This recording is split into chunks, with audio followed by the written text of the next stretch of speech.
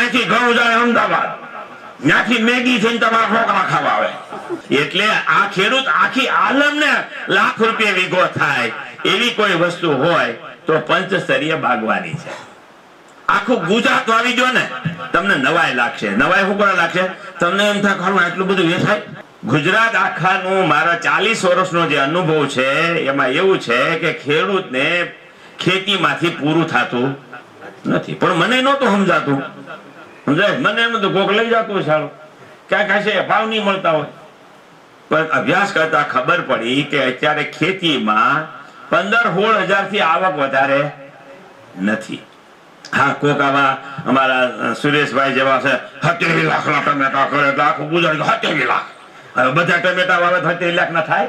આખા જિલ્લામાં રાજ્યમાં 2 જણાને 70 લાખ ના થાય, પણ આખા ગુજરાત ને થાય. ઈ જે ભાવ જોયા ખબર પડી 15,000 થી આગળ વીઘો નથી. અને અત્યારે આપણી રેણી કેણી બધું એવું થઈ ગયું છે કે 40,000 થી હેઠો મહિનો થતો. એક વીઘે 40,000 નો ખર્ચ છે અને આવક કેટલી છે જો સમજી લેજો. હજી તમને આ નહીં સમજાય. આ નહીં સમજાય એટલે તો આ પરિસ્થિતિ છે. અમારા સુરેશભાઈ એક વાત કરતા હતા કે ઘરમાં મસાલા બધું લાવો ને 1 લાખ નું થાય. બધી જ વસ્તુ તમે ઘરમાં લાવો, વણ વાવો, કપાસ વાવો, વાંધો નથી. પણ તમારા ઘરમાં જે વસ્તુ વાપરો છો એ બધી લાવો તો 1 લાખ ની થાય. કેટલાની? શાકભાજી, મસાલા એ બધું લાવો તો 1 લાખ ની થાય. આવવા વાળું સાચું છે ને આવવા વાળું થોડું છે. એટલે અત્યારે 1 લાખ થી ઓછો વીઘો જેને પડે એ ખેડૂત કોઈ દી ખેતીમાં ટકે નહીં. એટલે 1 લાખ નો વીઘો શેમાંથી થાય? એના સંશોધન કરતા કરતા ખબર પડી કે બાગાયતી પાક જો ન વાવો ત્યાં સુધી કોઈ દી 1 લાખ નો વીઘો થાય નહીં. 1 લાખ નો વીઘામાં પછી બધાને એમ થાય બાગાયતી એટલે કે દાડમ. સમજાય છે ને? કાકા જામફળ, કાકે લીંબુ, આ બાગાયત ને ગણો છો. એ બાગાયત નથી.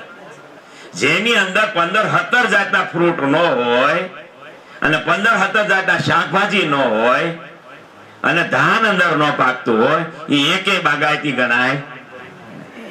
તમે જે દાડમ વાવો છો એ તો બાવા થઈ ગયા. હવે એનું બેગ ભરાય એમ નથી. સમજાય છે ને? આંબા વાળા આંબા કાપે. જે આ તો જોવો હકીકત છે આ બધી. હું પેલો ભણીને આવ્યો ને ખેતીમાં, મને આવો શોખ હતો જબરજસ્ત. અમારો ગ્રામ સેવક આવીને કે પ્રફુલભાઈ હવે ગોલા બોર નીકળ્યા છે, વાવો જોવો જલસા થઈ જાય. એટલે હું તો પોરસમાં આવી ગયો, ભણીને જ આવ્યો હતો. એટલે 5 વીઘાના ગોલા બોર વાવ્યા. સમજાય છે? રોપા ગોતી. અને મારા હારા પહેલા વર્ષે છે ને એ આવડી થઈ ગઈ અને 2-4 બોરે આવ્યા.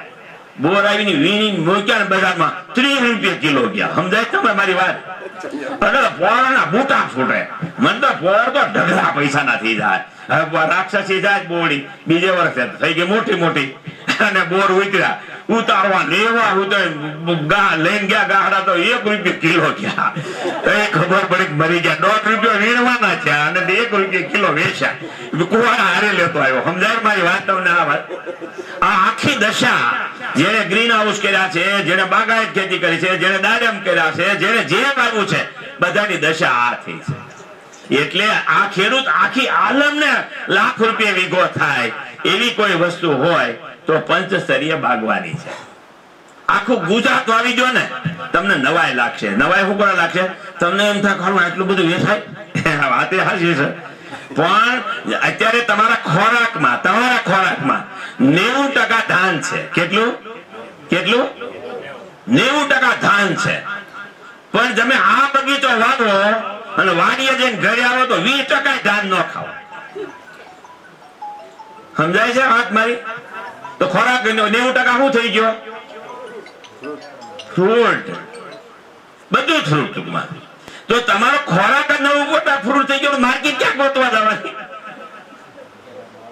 80% તમે છો. માર્કેટ જે કરો છો કોની કરો છો? તમે માલ વેચો છો, કોણ ખાય છે? અહીંથી ઘઉં જાય અમદાવાદ, ત્યાંથી મેગી થઈને તમારા ઢોકળા ખાવા આવે. કોણ ખાય છે? એ તો મારો દાખલો છે. પણ 90% તમે ખાવ છો. તો કારણ કે 90% તમે છો. તો ખેડૂત જ 90% છે. ખેડૂત જ 90% આવે તો એનું તો પેટ ભરાઈ જાય છે. તો એને ક્યાં ગોતવા જવાનું? તો 20% તમારો માલ લાવો, દુનિયા આખી ગાંડી થઈને લઈ જાય, હોનું દઈને લઈ જાય. એ રમેશભાઈ આગળ કીધું માર્કેટનું તો વાત આ છે કે આપણા બધાના પ્લોટ પંચસ્તરીય બાગવાની થવા જોઈએ. એની અંદર ઓછામાં ઓછા તમારી બુદ્ધિથી 15, 17, 20, 25 પાક થવા જોઈએ ને થવા જોઈએ. એટલે વિચાર કરજો શું કરવા છે. ઘણી ફેર ઘણા કપાસમાં સોટી પડે મને પણ કપાસમાં પ્રફુલભાઈ કોઈ પણ કાકા કપાસ વાવે તો વાવે તો 15,000 કઈથી વધારે સમજાય છે તમને? કઈ કદાચ ખર્ચ વગરના 15,000 થઈ ગયા તમારે, પણ તમારા ઘરનું પૂરું થવાનું નથી. મગફળી વાવો તો એ નથી થવાનું, ઘઉં વાવો તો એ થવાનું નથી. એટલા માટે તમારું ખર્ચ વધી ગયું છે.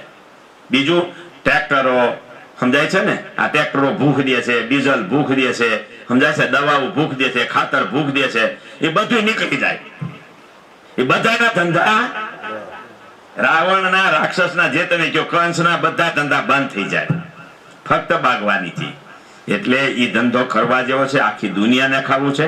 આખી દુનિયા આપણે જે ખોરાક પકવી છે એ આખી દુનિયા ખાય છે.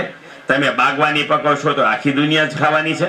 સમજાય છે ને? આજે નરેન્દ્રભાઈ કીધું મેં ખાલી એટલું બોલ્યા હતા તો ભૂકા કાઢી નાખ્યા બાજરાના બેન ઉપાડી ગયા. કાંઈ સમજાય છે તમને આ વાત? કારણ કે ખબર જ નથી હું ખાવું. નકરું બેડ ખાઈને મરી ગયા હાલા, અને અત્યારે એટેક ના વાળા છે. એટલે આપણો વાગ આપણે દરેક કાર્યકર્તા નક્કી કરીને જાવ, સંકલ્પ કરીને જાવ, મારી ન્યા હવે પ્લોટ થશે ને, ભલે વીઘાનો થાય, અડધા વીઘાનો થાય, એકરનો કરો, પણ કરવાનો ફરજિયાત છે. નહીં કરો તો આપણું સંગઠન આગળ હાલશે નહીં. હવે બહેનોનો જોડીએ છીએ. જે તમને ના પાડે છે એને તો જોડી દઈએ છીએ. સમજાય છે ને? જેને ના પાડે, જે એ શક્તિથી જ કામ લેવાનું છે. તો હવે એ કામ લેવા માટેનો આ સંકલ્પ છે આપણો.